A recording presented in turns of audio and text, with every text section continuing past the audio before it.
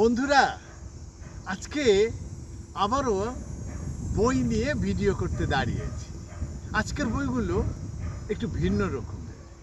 এই বইগুলো হচ্ছে ক্যানাডা নিয়ে বাংলা ভাষায় যে বইগুলো লেখা হয়েছে পর্যন্ত তার প্রায় সবগুলো নিয়ে আমি আপনাদেরকে একটু ভিডিও বানিয়ে দেখাতে চাই।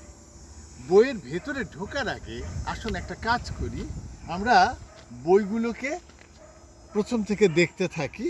এই বইয়ের নাম ক্যানাডার চিঠি, লেখক তাজুল মোহাম্মদ। টরন্টোর চিঠি দীপ্তেন্দু ভৌমিক চক্রবর্তী। মহাসিন্ধুর ওপারে শেখর কুমার সান্যাল। উত্তর আমেরিকার চালচিত্র নজরুল মিন্টো। কেমন দেশ ক্যানাডা, অন্যান্য প্রসঙ্গ মোস্তফা আকন্দ। ফরেন সার্ভিসের দিনগুলো, আমার দেখা ক্যানাডা, লেখক এটিএম নজরুল ইসলাম। মোহময় ক্যানাডা, লেখক ফজলে রাব্বি। প্রাকৃতিক বৈচিত্র্যে লীলাভূমি ক্যানাডা, ডক্টর শুভাগত চৌধুরী। এবং পূর্বের চোখ পশ্চিমের মন, এরিক ইমদাদ। এই 9টি বই নিয়ে আমরা আজকে আপনাদের সাথে কথা বলবো। এবং এই যে ক্যানাডা নিয়ে যে এতগুলো বই আছে, আমার ধারণা যে হয়তো আপনাদের অনেকেরই একটু নাও জানা থাকতে পারে, কম জানা থাকতে পারে।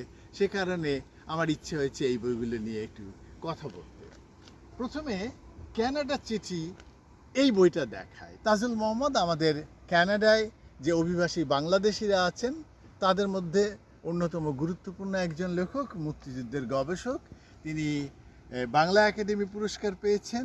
এবং আমি এখানে তারিখ দেখতে পাচ্ছি যে 2014 সালের আগস্ট মাসের 30 তারিখে এই বইটি তাজুল ভাই আমাকে উপহার দিয়েছিলেন। তার সাথে সেদিন আমার দেখা হয়েছিল, প্রথমবার দেখা, মানে আমি টরন্টো আসার 1 বছরের মাথায়। এবং এই বইটাতে আমি দেখতে পাচ্ছি যে তিনি নাম দিয়েছেন ক্যানাডার চিঠি। এবং এই প্রসঙ্গে বলে রাখতে চাই, পরের বইটির নাম হচ্ছে টরন্টোর চিঠি। এই দুটো বই খুবই কাছাকাছি নামের দিক থেকে। এবং এর লেখক হচ্ছে দীপ্তেন্দু চক্রবর্তী। দীপ্তেন্দুদা এখন অনেক বয়সী, অসুস্থ হয়ে আছেন বলে আমি যতটুকু জানি আর কি।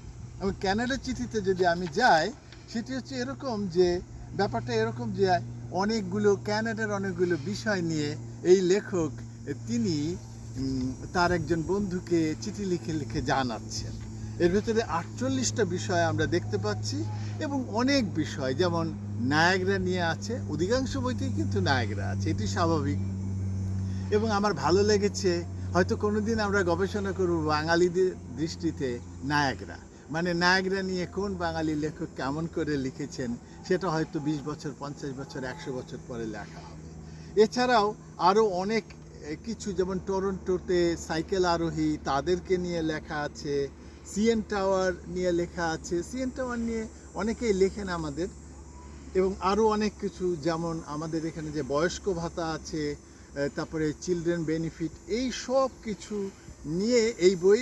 এবং আমি বলবো যে তাজুল ভাই তো অনেক ভালো একজন লেখক, উচ্চ মার্গের লেখক। তিনি এই গ্রন্থটি লিখে তিনি আমাদেরকে আসলে এক ধরনের কৃতজ্ঞতা পাশে আবদ্ধ করেন। এবার দ্বিতীয় বইটিতে যাচ্ছি। দ্বিতীয় বইটি হচ্ছে টরন্টো চিঠি, দীপ্তেন্দু চক্রবর্তী। আমাদের বাংলাদেশি কমিউনিটির মধ্যে আমি বলবো যে অনেকেই হয়তো দীপ্তেন্দু তাকে চেনেন না, কিন্তু তিনি কিন্তু যথেষ্ট ভালো একজন লেখক। এবং তার অনেকগুলো বই আছে। তার বেশ কয়েকটি বই, যেমন গঙ্গা থেকে নায়াগ্রা, এই বইটি আমি কলকাতা থেকে আনিয়েছি।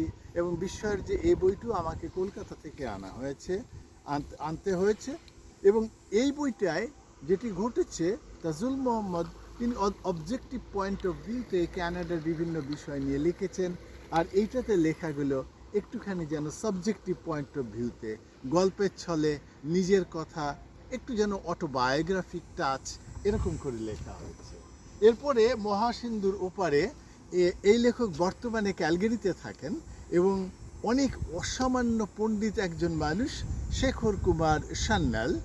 তিনি যখন লিখেছেন তখন তিনি কিন্তু ক্যানাডায় থাকতেন না, তিনি ক্যানাডায় বেড়াতে এসেছিলেন। এবং সেই বেড়ানোর সময়কাল হচ্ছে 2003, 2007, 2013।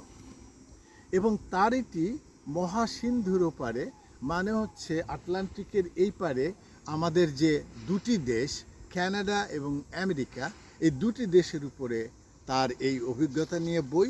খুবই আমি বলবো উচ্চ মার্গের গদ্য এবং ভাবনা নিয়ে শেখর কুমার সান্যাল এই বইটি লিখেছেন এবং এই বইতে মোটামুটি প্রথম 80 পৃষ্ঠা মতো হচ্ছে আমেরিকার অভিজ্ঞতা নিয়ে, তারপরের বাকিটুকু হচ্ছে কানাডার অভিজ্ঞতা নিয়ে, এবং কানাডার ভেতরে যেমন আলাদা করে তিনি কি দিয়েছেন, যেমন তিনি দিয়েছেন British Columbia, Alberta, Saskatchewan, Ontario, Quebec, মানে এইসব প্রদেশে তার যে ভ্রমণের অভিজ্ঞতা সেইগুলো নিয়ে বইতে বেশ কয়েকটি ছবিও আমরা দেখেছি, ভালো লেগেছে।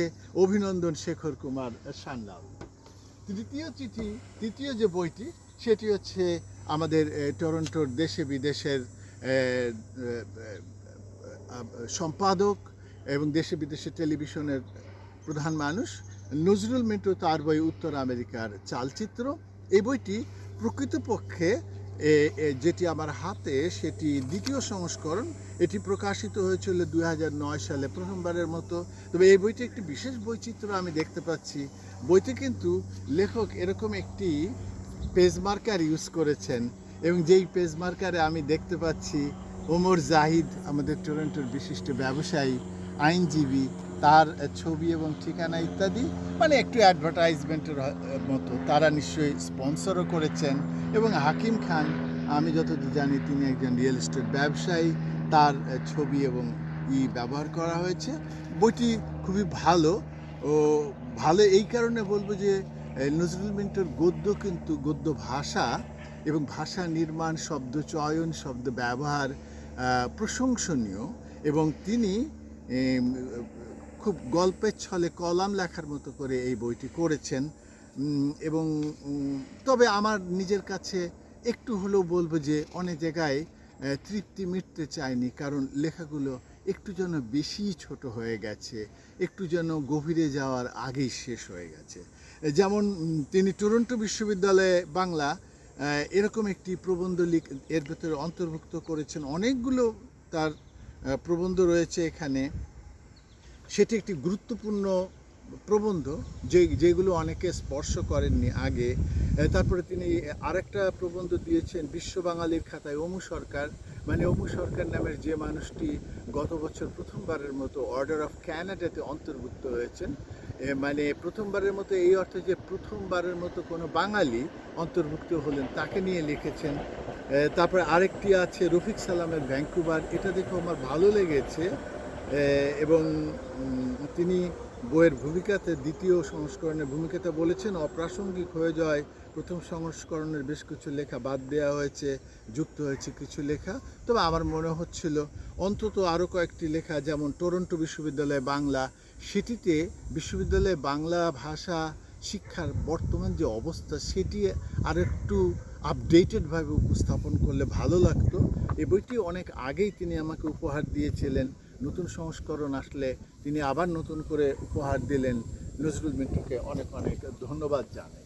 চতুর্থ যে বইটি সেটি হচ্ছে কেমন দেশ কানাডা এবং অন্যান্য প্রসঙ্গ। এবং এই বইগুলো দেখলে একটা জিনিস মনে হয় যে এই যে টরন্টোর বাঙালিরা, কানাডার যে বাংলাভাষী লেখকরা, তারা কিন্তু কানাডা নিয়ে লিখছেন, নিজের ভাষায় লিখছেন। যেমন আমরা গত বছর একটি বই প্রকাশ করেছি কানাডা বিবিধ প্রসঙ্গ, সেই বইটি এই বইগুলোর মতোই, তবে এই বইগুলো হচ্ছে একজন লেখকের বই, আর আমরা 30 জন লেখকের 30টি বিষয় নিয়ে লেখার একটি সংকলন করেছিলাম। তা এই যে বই মোস্তফা আকন্দের লেখা, এই বইয়ের ভিতরেও এরকম কানাডার বিভিন্ন বিষয় নিয়ে তিনি লিখেছেন। এবং আমি বলবো যে তিনি অনেক বিষয়কে স্পর্শ করার চেষ্টা করেছেন, যেগুলো সাধারণভাবে আমরা লিখি না বা আমাদের কম জানা হয়, আমাদের ধারণা অত স্পষ্ট থাকে না। এবারে আসছি এই যে 5টি বই, এখানে একটি কথা বলতে চাই, সেটা হচ্ছে এই 5টি বইয়ের লেখক কিন্তু তারা কানাডায় থাকে, কানাডার বাঙালি লেখক আমি বলবো। এবারে আরও 4টি বই আমি সংগ্রহ করেছি যেগুলো কানাডা নিয়ে লেখা, কানাডায় বেড়াতে এসেছেন বাংলাদেশের মানুষ এবং তারা লেখক ছিলেন বলেই তারা লিখেছেন। এবং সবার আগে আমি যদি বলি এরিক ইমদাদের বইটির কথা বলবো, পূর্বের চোখ পশ্চিমের মন। এই বইটির কথা আমাদের একজন বন্ধু জানিয়েছিলেন, তখন আমি এটা সংগ্রহ করি। এটি আমার ঠিক আমার ধারণার ভিতরে ছিল না। এই বইটি অ্যাডন থেকে প্রকাশিত হয়েছিল সালে। এই বই এটি মানে এই বইতে তিনি যেটি করেছেন, এই লেখক তিনি অনেক বড় বড় করে প্রবন্ধগুলো লিখেছেন। অধিকাংশ বইতে আমরা যেটা দেখেছি ছোট ছোট করে বিপুল সংখ্যক বিষয় নিয়ে লেখা, আর এখানে তিনি অনেক বড় করে লিখেছেন এবং ডিটেইল করে লিখেছেন। দ্বিতীয় যে বই আমাদের বাংলাদেশের অনেক বিখ্যাত চিকিৎসক ডক্টর শুভাগত চৌধুরী, তিনি কানাডায় এসেছিলেন সালটা বোধ করি 1900 একটু দেখে নিই। তিনি এসেছিলেন 14 সালে বোধ করি হবে। আমি কোনো একটা জায়গায় মার্ক করে রেখেছিলাম কিন্তু আবার হারিয়ে ফেলেছি, যা হয় আর কি। আর এই বইটি প্রকাশ করেছে মুক্তধারা, আর এই বইটিও তিনি উৎসর্গ করেছেন আমার অতি প্রিয় ছাত্র ডক্টর সিনহা আবুল মুনসিরকে। এবং অত্যন্ত অত্যন্ত বেদনার সাথে জানিয়ে রাখতে চাই, আজকে থেকে বছর 3 আগে এই আমেরিকা প্রবাসী চিকিৎসক এবং লেখক ডক্টর সিনহা আবুল মুনসির তিনি প্রয়াত হয়েছেন। কিন্তু আমরা কৃতজ্ঞতা জানাই ডক্টর শুভাগত চৌধুরীকে যে তিনি তার বইটি তার ছাত্রকে উৎসর্গ করেছিলেন। এই বইটি যেটি বৈশিষ্ট্য সেটি হচ্ছে লেখক তো দীর্ঘদিন ধরে তিনি লিখছিলেন এবং সেই কথাটি উনি বলেছেন যে সবসময় তো তিনি চিকিৎসা বিষয়ে লিখে থাকেন। বাংলাদেশের পত্রপত্রিকায় আমার স্বাস্থ্য আমাদের স্বাস্থ্য এরকম করে অনেক লেখা লিখেছেন। তবে তার বাইরে এসে তিনি প্রথম একটি ভ্রমণ কাহিনী লিখেছেন এবং আমি বলবো যে যারা আগ্রহী তারা এই শুভাগত চৌধুরীর বইটা সংগ্রহ করে পড়ে দেখতে পারেন।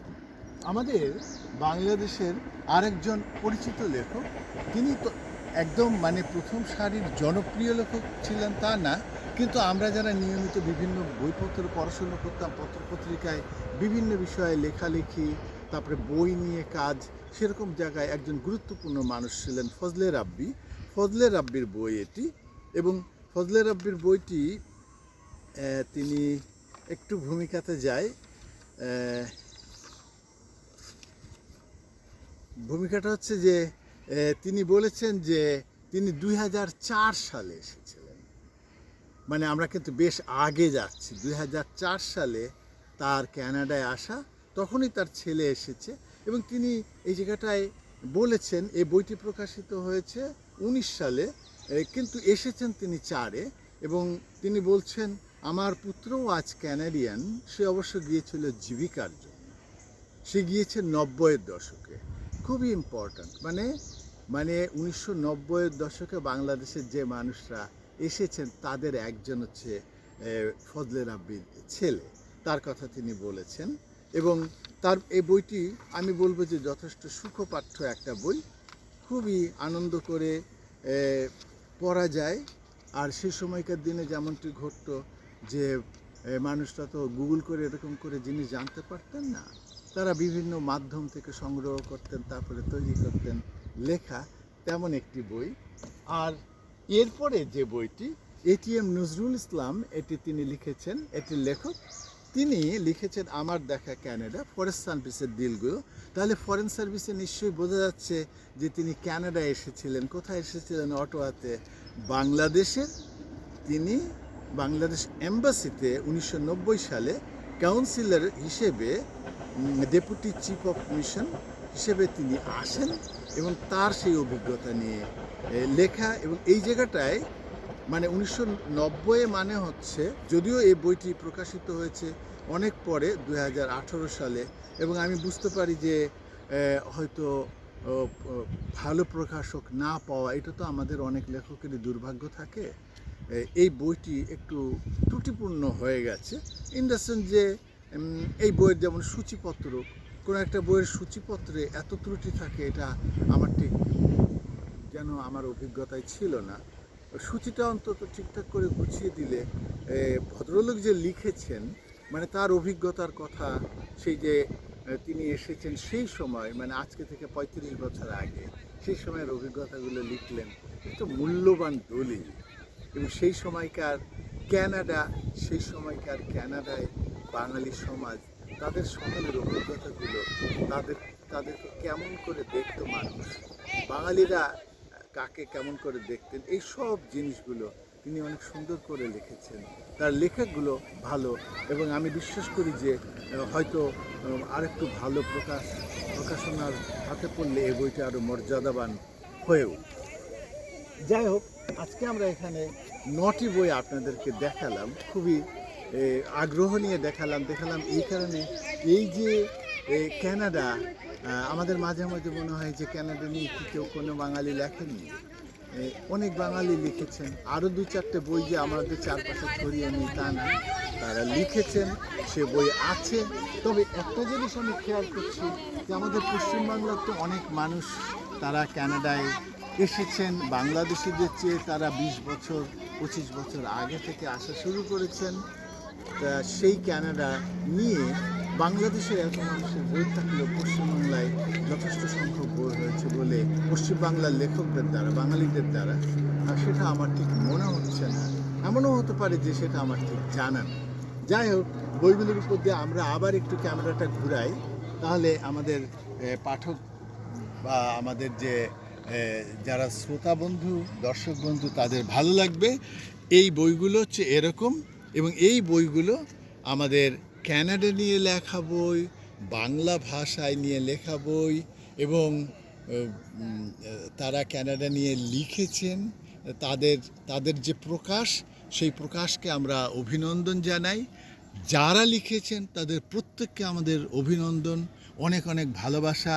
এবং আমি শুধু বলবো, এই যে কানাডার এই যে প্রকৃতি, এই প্রকৃতির ভেতরে আমরা কানাডায় রয়েছি, সেই কানাডা নিয়ে আপনি আমরা সবাই লিখব। আমাদের সবার লেখা হবে আমাদের কানাডায় বাঙালিদের ইতিহাসের অংশ। সবাই ভালো থাকবেন, আমার জন্য শুভকামনা রাখবেন।